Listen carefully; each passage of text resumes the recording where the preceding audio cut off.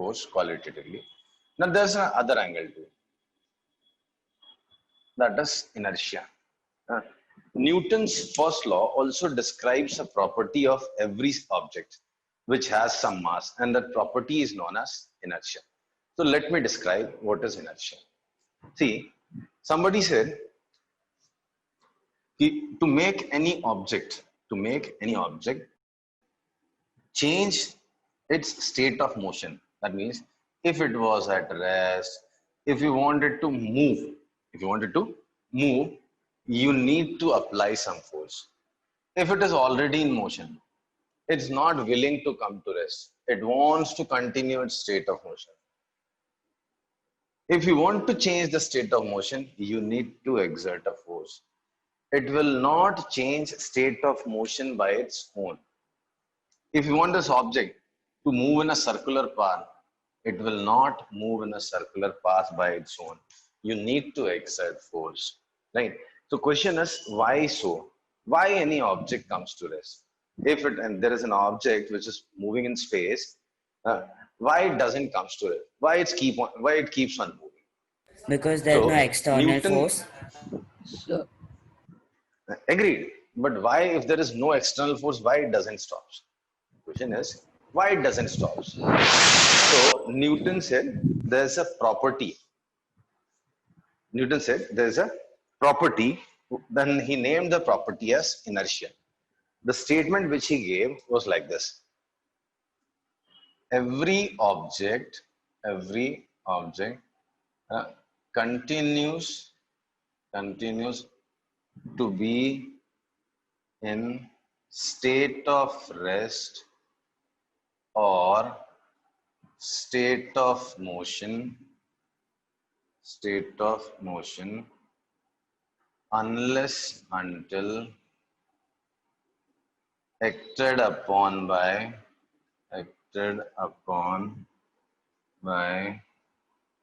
external unbalanced force. And so this is what you have already studied, right? Now next statement. And property by virtue of which it does so,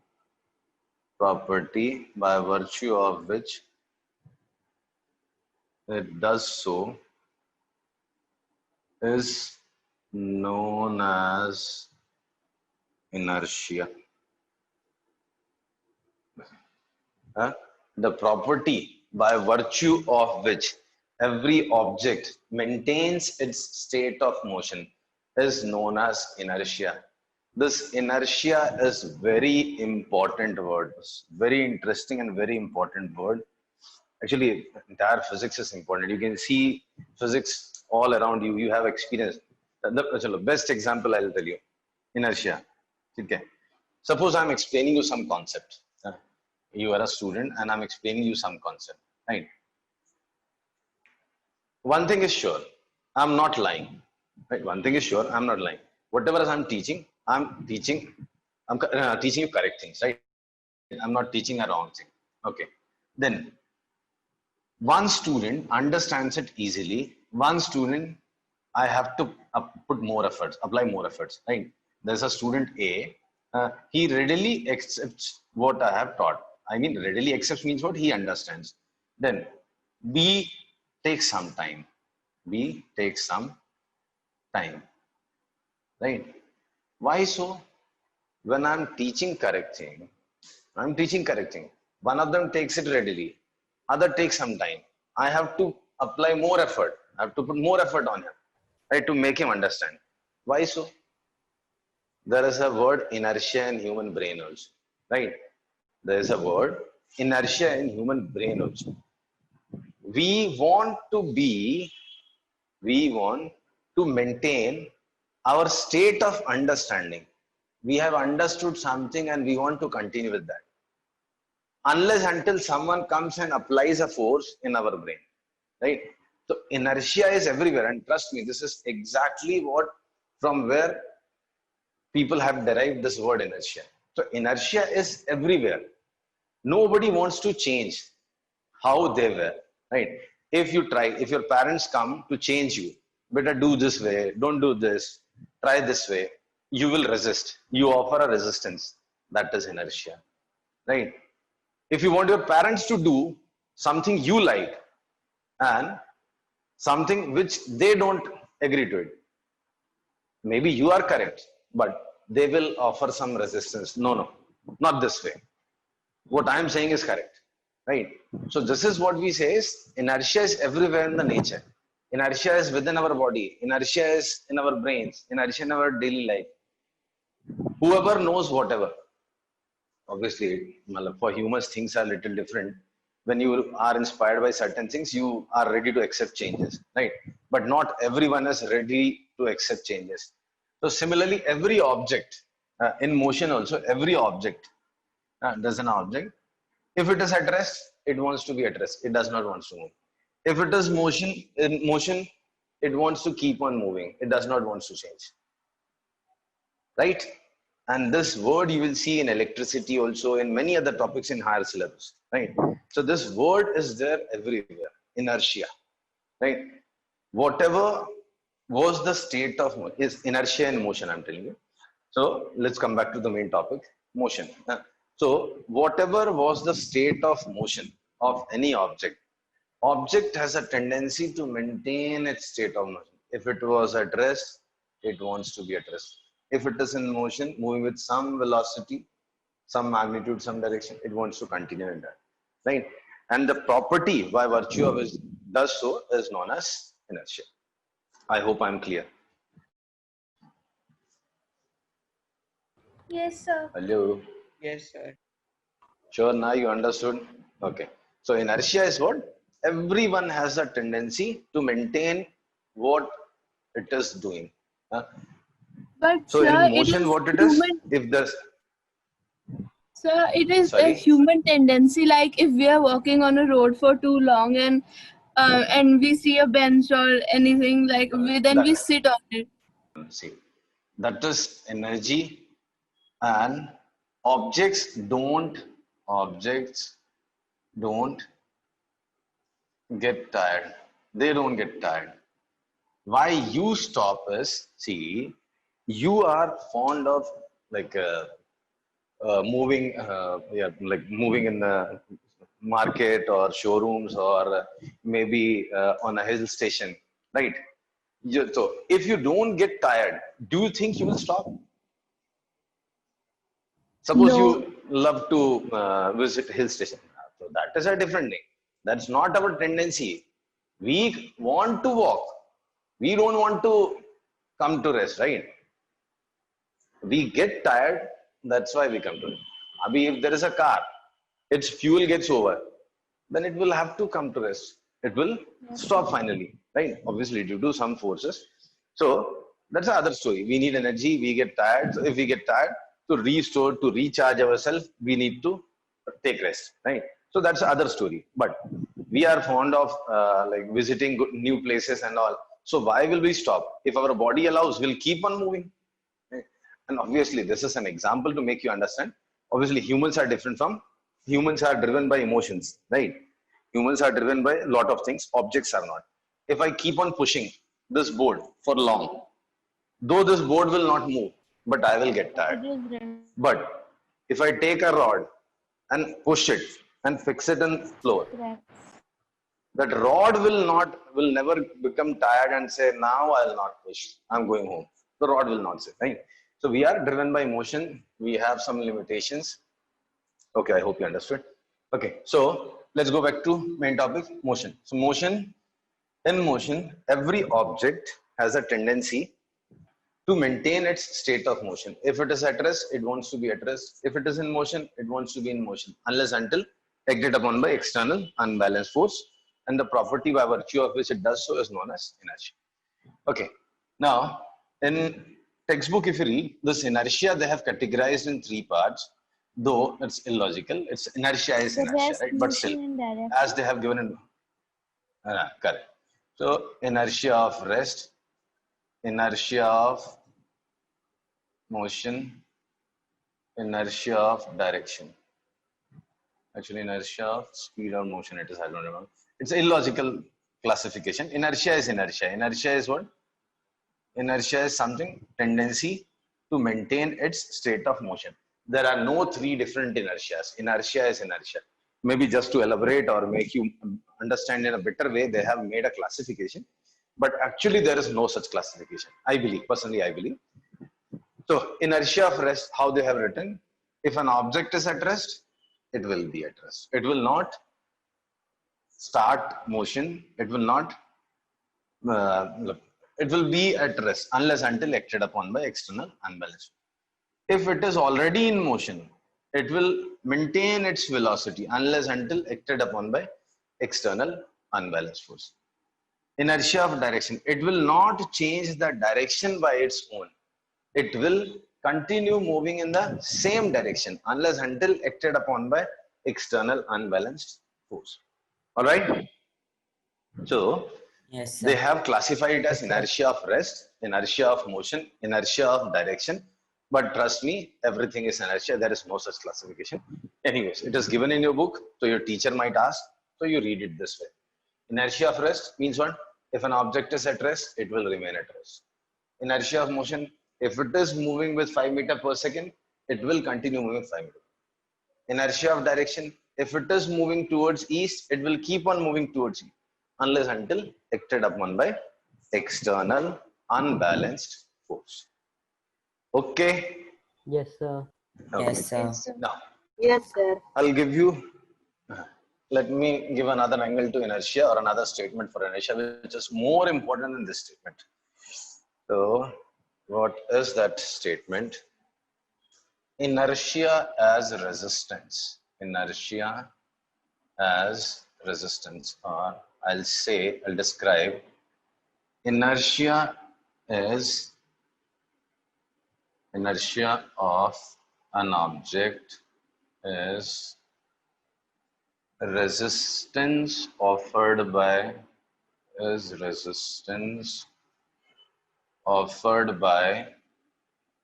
that object to cause which not cause to agency which tends to change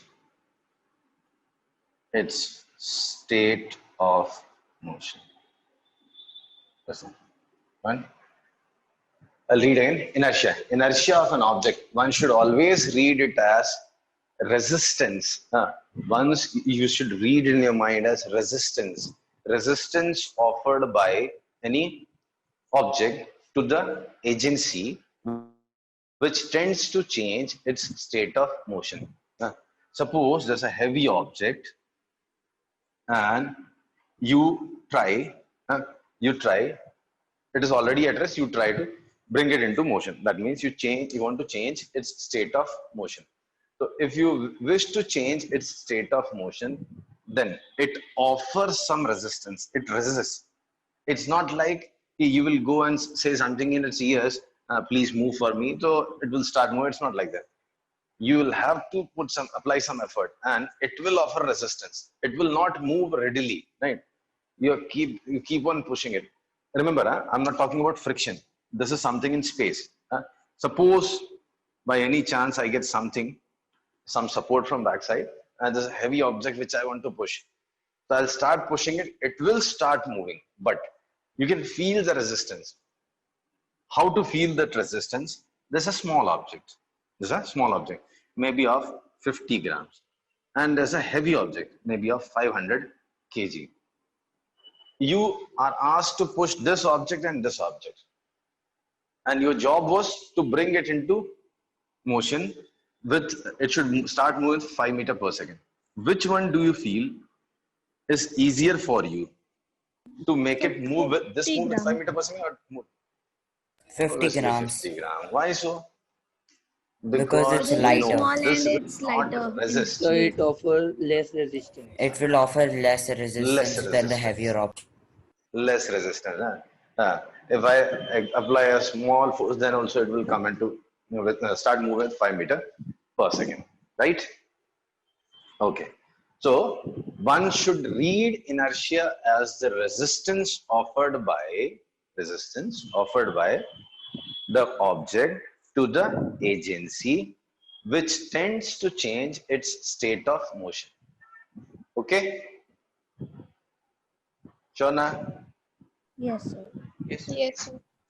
Yes, Okay, yes, good. sir. Good. Now, let's see why inertia. Why there is inertia? Why there is inertia? So, suppose there's a big object and there's a small object. You exert force on both of them to make it move with 5 meter per second. This one as well as 5 meter per second. This one starts moving easily. This one takes a lot of time. So, this offers more resistance, right? And this offers less resistance. So, conclusion is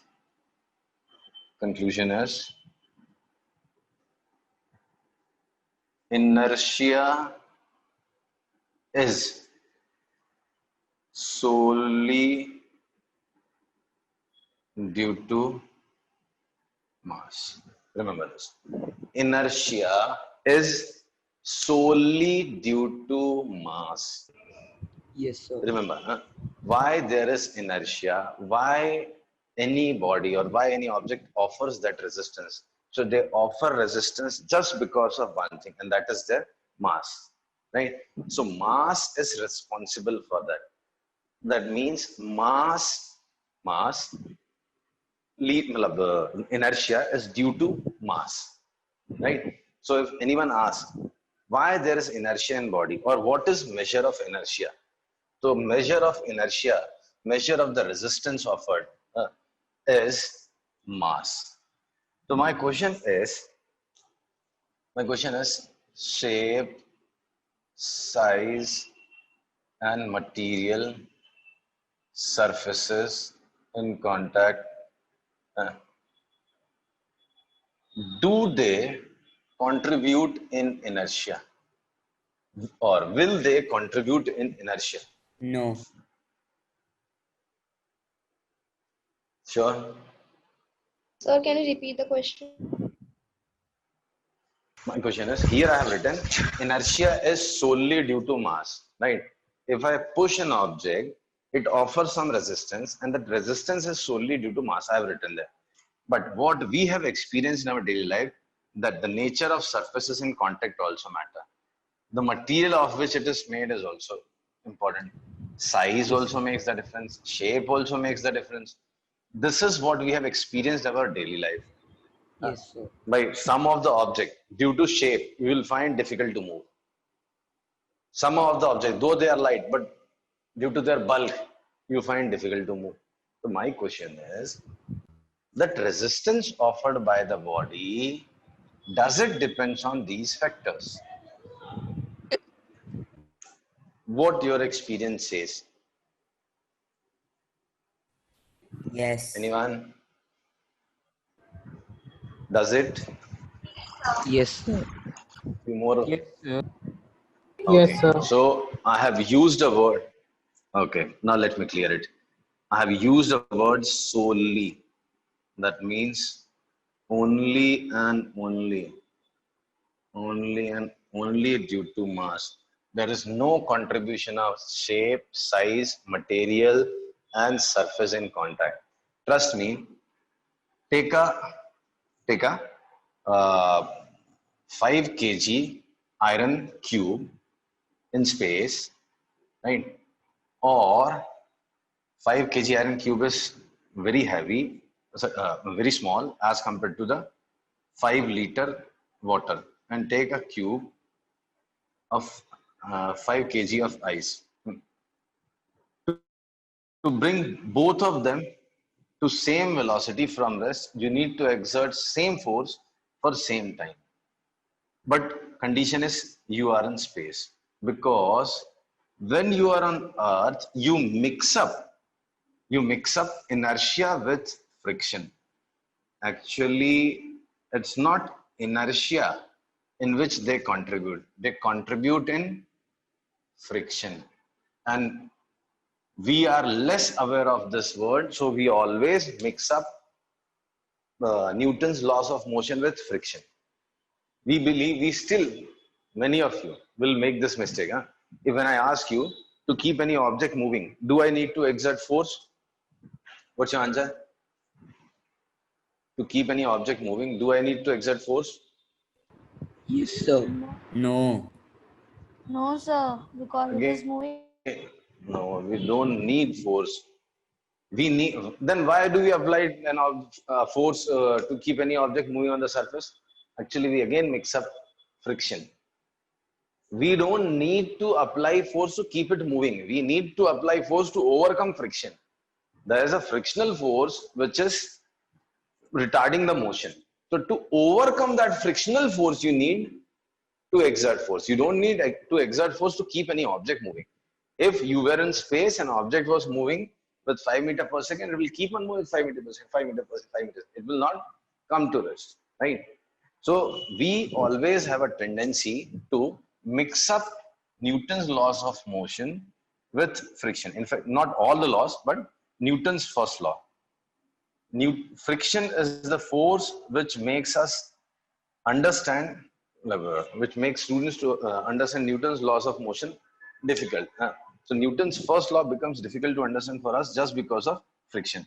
If you have a clear picture of friction, then you will readily accept this Newton's law of motion, especially Newton's first law. Okay. Anyways, so my job was to explain you this, that inertia is solely due to mass, is only and only due to mass. It is not due to shape, size, material, surface, in contact. There's a small mass, a concentrated mass, and there's a huge mass. Both are of same mass.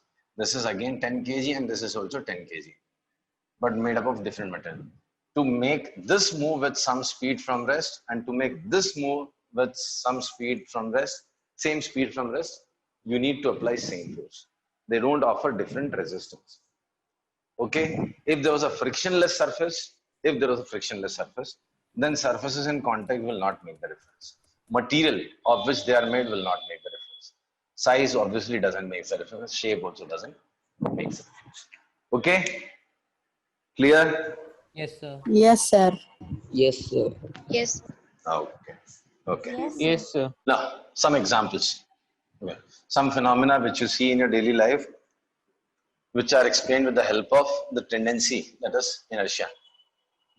I have 5 minutes with me. See, many examples are there where you apply inertia, or explain something which is happening with the help of inertia. See, there's a bus, right? There's a bus, and there's a floor on which there's a ball kept, and you're standing here. If suddenly this ball starts moving towards you, nobody applied any force, what will you think?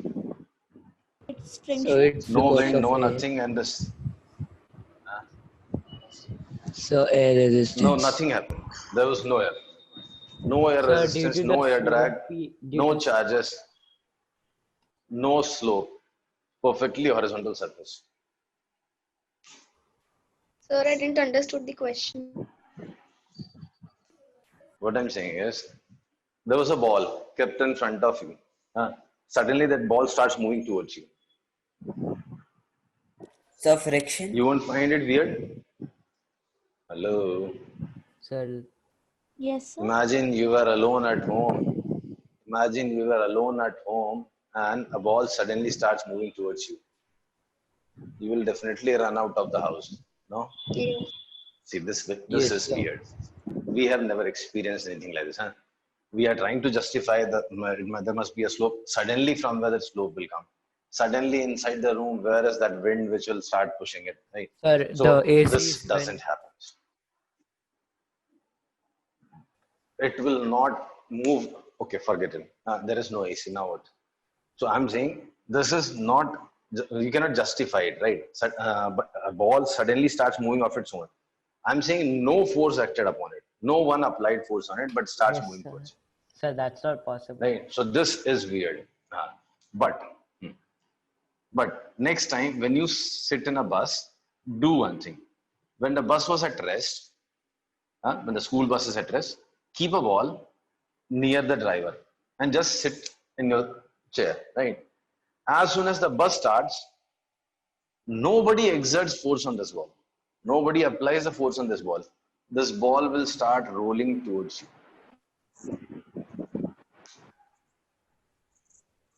No?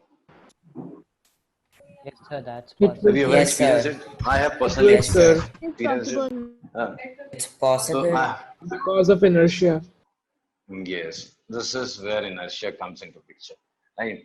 So, if there was no inertia, no way this ball would come to us. If there was no inertia, no way the ball would come to us. So, why this ball comes to us?